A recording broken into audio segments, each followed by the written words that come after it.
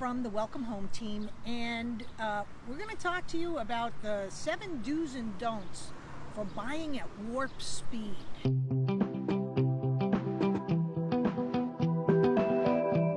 Be all you can be for the seller.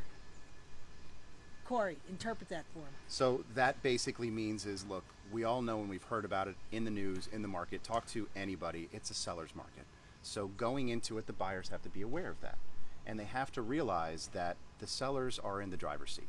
And that if you want to make your offer look better than the 5, 10, 30 offers that are on the table for the same property, then you have to be willing to work with what the seller wants you to work with.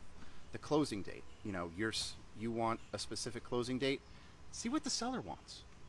That's going to make it more attractive. Inspections. We're not telling you to waive all the inspections, but make a threshold, put a limit on it. Right. Say, look, we're not going to go back to you and ask for $2,000 or $3,000. It's giving the seller more consideration and knowing that you won't go back and nitpick them for whatever it may be. So work with what the sellers want to. Make sure that you're pre-qualified. Goes back to number 1, get pre-approved. Make sure that your agent and the mortgage agent can tell them how credit worthy you are and how solid of a buyer you are.